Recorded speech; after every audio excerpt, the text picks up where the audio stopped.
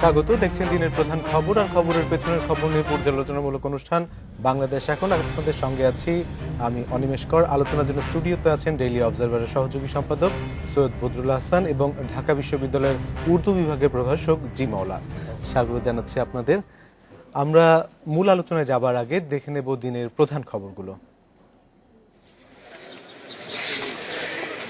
শিশুদের রাজনৈতিক প্রতিহিংসার বলি না করার আহ্বান জানিয়েছেন প্রধানমন্ত্রী শেখ হাসিনা। জাতির জনক বঙ্গবন্ধু শেখ মুজিবুর রহমানের জন্মদিন জাতীয় শিশু দিবসে সকালে টুঙ্গিপাড়ায় এক শিশু সমাবেশে প্রধানমন্ত্রী এই আহ্বান জানান। আমরা চাই না যে আমাদের দেশে মানুষ পুড়িয়ে মারা হোক, শিশুদের পুড়িয়ে মারা হোক, অন্তঃসত্ত্বা নারীকে পুড়িয়ে মারা হোক। আমরা চাই না যে আমাদের দেশের শিশুরা এই ধরনের প্রতিহিংসার শিকার হবে। স্বাধীন জাতি হিসেবে যেন বিশ্বসভায় আমরা মাথা উঁচু করে চলতে পারি, সেভাবেই তোমরা নিজেদেরকে গড়ে তুলবে। কারণ তোমাদের মাঝেই তো ঘুমিয়ে আছে আগামী দিনের নেতৃত্ব। হয়তো তোমাদের মাঝ থেকে কেউ ভবিষ্যতে প্রধানমন্ত্রী হবে, মন্ত্রী হবে, বা অনেক দূর অনেক বড় বৈজ্ঞানিক হবে, অনেক কিছু তোমরা হতে পারবে। বিএনপির যুগ্ম মহাসচিব সালাউদ্দিন আহমেদ অন্তর্ধান রহস্যের কোনো কিনারা হয়নি এক সপ্তাহেও। তাকে উদ্ধারে প্রধানমন্ত্রীর হস্তক্ষেপ চেয়েছেন স্ত্রী হাসিনা আহমেদ। এই বিএনপি নেতাকে খুঁজে বের করা রাষ্ট্রের দায়িত্ব বলে মনে করেন তিনি। মাননীয় প্রধানমন্ত্রীর কাছেও আকুল আবেদন জানাচ্ছি আমি, উনি যেন আইন শৃঙ্খলা বাহিনীকে নির্দেশ দেন, আইন শৃঙ্খলা বাহিনী যেভাবে আমার স্বামীকে তুলে নিয়ে গেছে ঠিক সেভাবে তাকে জনসম্মুখে আদালতে হাজির করুক।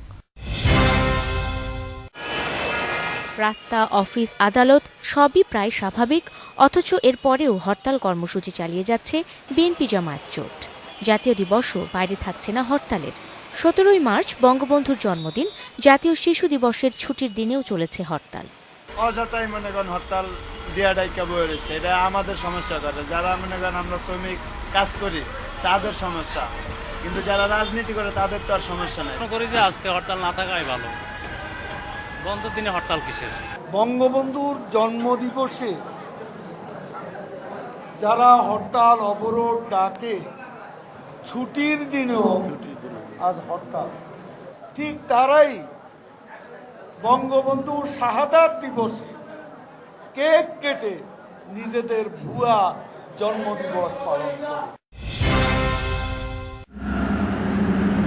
বিশ্বকাপের প্রথম কোয়ার্টার ফাইনালে বুধবার মুখোমুখি হচ্ছে সাউথ আফ্রিকা ও শ্রীলঙ্কা।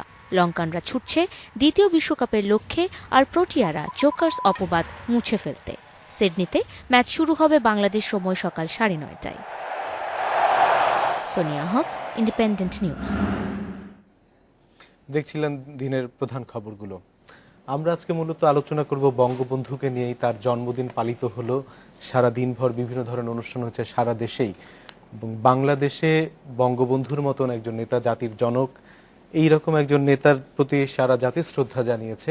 আমরা তার সম্পর্কে আলোচনায় যাব। বদরুল, আপনার কাছে জানতে চাই যে আজ 2015, তার জন্ম হয়েছিল 1920 সালে। এতদিন পরেও 95তম জন্মবার্ষিকী আমরা পালন করলাম। এই যে বঙ্গবন্ধু আজও বাংলাদেশের জন্য প্রাসঙ্গিক, প্রতিদিনই বঙ্গবন্ধুকে স্মরণ করতে হয়, তিনি কেন আজ এই সময় আমাদের জন্য প্রয়োজনীয়? প্রয়োজন অনেক কারণেই। তিনি অত্যন্ত বড় মাপের মানুষ ছিলেন। এখন বঙ্গবন্ধু সম্বন্ধে বলতে গেলে অনেক কিছু বলতে হয়। এত বড় আকারের মানুষ, বড় ধরনের মানুষ, তার যে ব্যাপ্তি, অনেক কিছু বলতে হবে। তো আমি যেটা মনে করি, প্রথম কথা যেটা হয়, তাকে যখন হত্যা করা হলো, তার বয়স কিন্তু খুব খুব স্বল্প ছিল, 55 বছর, যেটা আমরা নিজেরাও অনেক আগে অতিক্রম করে এসেছি। তো তখন কিন্তু ওনার যখন ছবি দেখি, আপনি দেখুন ওনার চুল সাদা হয়ে গেছে, একদম বার্ধক্য এসে গেছে। কিন্তু এই যে এই মানুষটা 13টি বছর বিভিন্ন কারাগারে ছিলেন, তার উপর এত মানে পাকিস্তানি আমলে এবং পাকিস্তানে যে 23 বছর আমরা ছিলাম, তার উপর যত তার বিরুদ্ধে যত মামলা হয়েছে, যত কষ্ট তিনি সহ্য করেছেন। তো এই দুবার, বিশেষ করে আগরতলা মামলার সময় এবং ইয়াহিয়া খানের সময় 1971 সালে, এই দুটি সময় ছিল যখন ওনাকে ওনার প্রাণ নাশের চেষ্টা করা হয়েছিল, হয়নি। তিনি টিকে গেছেন। অত্যন্ত সাহসী একজন মানুষ ছিলেন। আর যে যদি বলি যে তিনি কেন এত সফল হয়েছেন অন্য নেতৃবৃন্দের, অন্য নেতার তুলনায়, এটা একটাই জিনিস বলা যায়, সেটা হচ্ছে যে অন্য নেতৃবৃন্দ বাংলাদেশের ইতিহাসে বা ভারতের ইতিহাসে বলেন বা তৎকালীন পাকিস্তানের ইতিহাসে বলেন, অন্য নেতাদের বেলায় ওরা কিন্তু কোথাও না কোথাও এক জায়গায় একটু কম্প্রোমাইজ করে ফেলেছেন, একটু লাইনচ্যুত হয়েছেন, একটু একটু ছাড় দিয়েছেন। কিন্তু বঙ্গবন্ধুর লক্ষ্য কিন্তু কারোর সাথে আপোষ করেন। কেন যিনি আমরা শুনেছি বলা হয়ে থাকে, তিনি 1957 সালে যখন ওনারই গুরু হোসেন শহীদ সোহরাওয়ার্দী পাকিস্তানের প্রধানমন্ত্রী ছিলেন, তখন তিনি হঠাৎ করে একদিন বঙ্গবন্ধু ওনাকে জিজ্ঞেস করলেন যে স্যার আমরা যদি এই পাকিস্তানটাকে না রাখি তো কোনো অসুবিধা আছে? তো উনি সোহরাওয়ার্দী সাহেব নেড়ে চেড়ে বসলেন, উনি বসলেন না, পাকিস্তান আমাদের স্বাদের মুসলমানদের দেশ, আমরা এত সংগ্রাম করেছি, এটা ওই কথাই তুমি চিন্তা করবে না। তখন বঙ্গবন্ধু নাকি বললেন ঠিক আছে স্যার, আপনাদের কাজ করেছেন, আমাদের সময় আসলে কী কাজ করব এটা আমাদের আমরা ওটাও তখন ভেবে চিন্তে আমরা সিদ্ধান্ত দেব। তো এই যে শুরুটা, এখন এই যে বাংলাদেশের স্বাধীনতা, তিনি কিন্তু তার যে একটা বড় দিক ছিল, তিনি কিন্তু মুসলিম লীগ রাজনীতির মাধ্যমেই রাজনীতিতে এসেছিলেন এবং মুসলিম লীগ কলকাতায় ছিলেন। একদম মোহাম্মদ আলী ওবায়দুল হক সাহেব, আমাদের যে শ্রদ্ধেয় ওবায়দুল হক সাহেব বাংলাদেশ অবজারভার এডিটর ছিলেন, তিনি একবার লিখেছিলেন যে তিনি মোহাম্মদ আলী জিন্নাহকে খুব শ্রদ্ধা করতেন, এমনকি একবার সেই বাংলাদেশ থেকে, পূর্ববঙ্গের থেকে, কলকাতা থেকে বরঞ্চ তিনি একদম সাইকেল করে দিল্লিতে চলে গেছেন জিন্নাহকে দেখার জন্য। কিন্তু সেই বঙ্গবন্ধুই আবার জিন্নাহর রাজনীতির সাথে একাত্মতা হতে পারলেন না। তিনি কমিউনাল রাজনীতি, সাম্প্রদায়িক রাজনীতি দিয়ে তার জীবন শুরু করেছেন। পরবর্তী এই ব্যক্তিটাই দেখেন ধাপে ধাপে তিনি কিন্তু একটা সেকুলার রাজনীতিবিদ হয়ে গেলেন। আমরা আবার আপনার কাছে আসবো। বাংলাদেশ যতদিন থাকবে ততদিন আসলে বঙ্গবন্ধু থাকবে, এবং বঙ্গবন্ধুর সবচেয়ে যেটি আমাদের চোখের সামনে সবচেয়ে বেশি সময় ধরে ভাসে 7ই মার্চের ভাষণ। আমরা তরুণ প্রজন্ম উদ্বেলিত হয়েছি, তাকে আমরা সশরীরে দেখিনি, কিন্তু তার এই ভাষণটি আমাদেরকে এখনো ছুঁয়ে যায় প্রতিদিনই। জি মাওলা, আপনি উর্দু বিভাগের সহকারী অধ্যাপক হিসেবে আছেন, এবং আমরা যে বইটি আপনার সামনে দেখতে পাচ্ছি যে পোয়েট অফ পলিটিক্স, দুদিন আগেই প্রধানমন্ত্রী এটি উদ্বোধন করেছে। এই বইটার মধ্যে আমরা যতটুকু জানতে পেরেছি যে 18টি ভাষায় আপনারা এটি 12টি ভাষায় অনুবাদ করেছেন, 40টি ভাষায় 3টে খণ্ড। আপনার কাছে একটু জানতে চাচ্ছি বইটির প্রেক্ষাপট এবং এই বইটি আপনি কিভাবে অনুপ্রাণিত হলেন।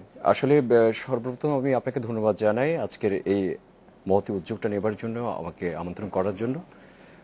প্রথমত যেটা বলবো সেটা হচ্ছে যে আমি কৃতজ্ঞ, আমি অনেক গর্বিত যে এমন একটি স্বাধীন দেশে আমার জন্ম, আর আজকে এই জায়গাটায় আছি কিন্তু বঙ্গবন্ধু শেখ মুজিবুর রহমানের জন্যই। তিনি না থাকলে হয়তো আজকে আমি স্বাধীন জায়গাটা পেতাম না।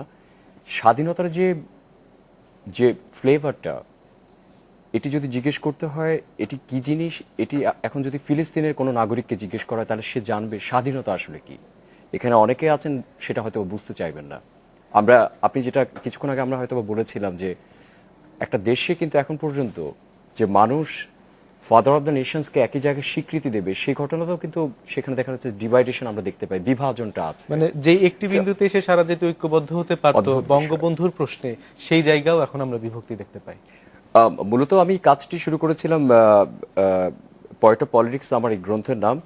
এটা একটা কম্পাইলেশন, সৈয়দ বদরুল স্যারের ইংরেজি ট্রান্সলেশনটা করেছেন, স্যারকে অসংখ্য ধন্যবাদ। 7 মার্চের ভাষণ ট্রান্সলেশন এবং অ্যালং উইথ লাইফ স্কেচ এবং বঙ্গবন্ধুর যে জীবন পরিচয়টা আছে, সংক্ষিপ্ত জীবন পরিচয় 1920 থেকে 1975 পর্যন্ত, সেটি তিনি করেছেন। ইংরেজিটা বদরুল ভাই এবং আমার একজন শ্রদ্ধেয় ma'am professor doctor Tazin Aziz Chowdhury. আর কি ভাষায় এই বইয়ের মধ্যে আপনাদের অনুবাদ? এখানে আমরা মোটামুটি 13টা ভাষায় করেছি। আমাদের আরেকটা কম্পাইলেশন আসছে, সেটাতে আমরা 18টা ভাষায়, সেটি কাজ চলছে। আগামী 2 মাস পর আমরা এটি হাতে পাবো।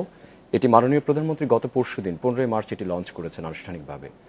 তো আমরা যেটা করতে চেয়েছিলাম যে 7 মার্চের ভাষণের যে তাৎপর্য এবং বঙ্গবন্ধুর যে রাজনৈতিক দর্শন, এটি বিশ্বের প্রত্যেকটি নাগরিক তার নিজ নিজ ভাষায় সেখানটা কি কি তাৎপর্যটা ছিল তারা যেন নিজ ভাষায় জানতে পারে, সেটাই উদ্যোগটা মূলত। এর যে পেছনের নেপথ্যের যে আমাদের যে স্পৃহাটা, যে ইন্সপাইরেশনটা কাজ করেছে, সেটা হচ্ছে প্রথমত আমি নেপলসে গিয়েছিলাম।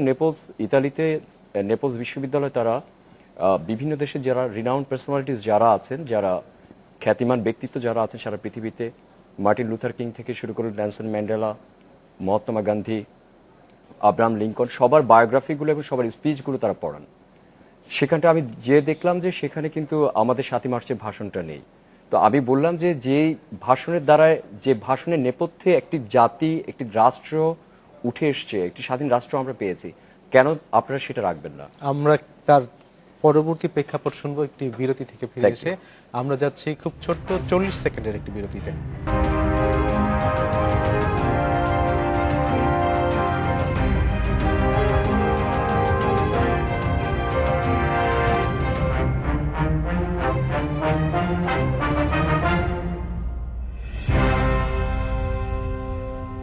বিরতির পর ফিরে এলাম, দেখছেন বাংলাদেশ এখন। সৈয়দ বদরুল হাসান, আমরা কথা বলছিলাম জিমাওয়ালার সাথে। তিনি 7ই মার্চের ভাষণের তারা যে কাজটি করেছে, বিভিন্ন ভাষায় এটি অনুবাদ করেছে, বিদেশি পাঠক যারা বাংলা ভাষাই নন তারাও বঙ্গবন্ধুর সেই 7ই মার্চের ভাষণের তাৎপর্যটা বুঝতে পারবে। বঙ্গবন্ধুর 7ই মার্চের ভাষণটাকে আপনি কিভাবে দেখেন? তা এটা তো যে ইংরেজি ভাষায় যেটা একটা শব্দ আছে অরেটরি, অ্যান্ড অরেটরি সবাই বক্তৃতা করেন, ভাষণ দেন, কিন্তু অরেটরি হচ্ছে আপনাকে এমন একটা পর্যায়ে নিয়ে যায় যার মধ্যে একটা আপনার রিয়েলিটিও থাকে, আবার একটা কাব্যিক একটা ব্যাপারও থাকে। যেমন আব্রাহাম লিঙ্কনের যে ছোট্ট ভাষণটা গেটিসবার্গ অ্যাড্রেস, তারপর যেমন আরও জেনারেল ডিগোল ভাষণ দিতেন, উইনস্টন চার্চিল ভালো করে বক্তৃতা করতেন, তো আমাদের বঙ্গবন্ধু সেই ধরনের করছে। এটা তাৎপর্য এই জন্য যে এই ভাষণটার মাধ্যমে তিনি কিন্তু অনেকগুলো কাজ একসাথে করে গেছেন। এখন আজকাল দেখবেন অনেকেই সমালোচনা করে যে তিনি দেশ স্বাধীনতা ঘোষণা দিয়ে যাননি, অবশ্যই দিয়ে গেছেন, কিন্তু তারপর কথার কথা যদি বলি, কেউ যদি বলে যে না তিনি স্বাধীনতা তিনি পরিষ্কারভাবে ঘোষণা দেননি, কিন্তু ওই স্বাধীনতা ঘোষণা কিন্তু ওই ভাষণের মধ্যে রয়ে গেছেন। যে তিনি সব আপনি দেখেন তিনি শুরু করেছেন যেভাবে প্রথম অংশে একদম 23 বছরের করুণ ইতিহাস পুরোটা তিনি বলে গেছেন, তারপরে যা কিছু আছে সব নিয়ে মোকাবেলা করতে হবে, এবং যে ইয়াহিয়া খান এবং জুলফিকার আলী ভুট্টো যে ষড়যন্ত্র করলেন সেটাও ব্যাখ্যা দিয়ে 18-19 মিনিটের ভাষণ। তারপরে তিনি বললেন যে এবার সংগ্রাম, মুক্তির সংগ্রাম, এবার সংগ্রাম, স্বাধীনতার সংগ্রাম, গেরিলা যুদ্ধের প্রস্তুতির দিক নির্দেশনা সবকিছু তিনি এখন তারপর দেখবেন অনেক কিন্তু সমালোচনা করে, ভিত্তিহীন সমালোচনা। অনেক আমি কালকেও দেখলাম একটা বইয়ে দেখলাম, একটা লেখাতে দেখলাম যে তিনি কেন ধরা দিলেন। তিনি ধরা দেননি, আর তিনি ছিলেন একদম কনস্টিটিউশনাল, যে আপনার সংবিধানে বিশ্বাস করতেন, যে কনস্টিটিউশনে বিশ্বাস করতেন, সেই ধরনের রাজনীতিবিদ। তিনি তিনি যে পালিয়ে যাবেন এই মন মানসিকতা তার মধ্যে ছিল না। কিন্তু তারপরও তিনি যে 25শে মার্চে, যে 7ই মার্চে আমাদের কিন্তু প্রস্তুত করে দিয়েছেন। এখন 7ই মার্চের ভাষণটা দেখলেই বোঝা যাচ্ছে দেশটা কোন দিকে যাচ্ছে, আমাদের কি করণীয় আছে। তো তিনি আমাদেরকে প্রস্তুত করে দিয়েছেন, এবং তিনি পরে গ্রেপ্তার হননি, কিন্তু তিনি সাথে সাথে এটাও দেখলেন যে তার যে সহযোগী আছেন তারা যাতে করে অন্য স্থানে চলে যান, একটা শাসন করতে হবে, দেশ পরিচালনা করতে হবে, এটা কিন্তু দেখে গেছেন। অন্যদেরকে তিনি তাজউদ্দিন আহমেদ, নজরুল ইসলাম এদেরকে বলে গেছেন যে তোমরা চলে যাও, ওদেরকে বলেন যে তোমরা নির্দেশ তার দেয়াই ছিল। এখন তিনি ভালো করে জানতেন যে সবাই যদি আপনার কাছে। তো জিমাউল, আপনি যেটি বলছিলেন এটি অনুপ্রাণিত আপনি যেভাবে হলেন ইতালিতে, যে সেই প্রসঙ্গটি। হ্যাঁ, আমি আপনাকে যেটা বলছি সেটা হলো যে অনিমেষদা, এটা আমরা শুরুটা করেছিলাম, তারপর আমরা চেয়েছি যে নতুনরা, বিশেষ করে তরুণরা কাজ করবে। তরুণরা চাইছে যে এদেশের যে আপামর জনসাধারণ এবং আমাদের যে মানুষের যে সেন্সগুলো আছে, সেটা অনেক সময় আমাদের রাজনীতিবিদরা কিন্তু বুঝতে চান না যে আমরা আসলে কি চাই, একটা জেনারেশন কি চাইছে। আমি দেখেছিলাম একটা বিষয় যে আপনার ইউরোপে তারা লিডারশিপ পারফর্মিং আর্টের উপর তারা একটা সেশন করান, যেটি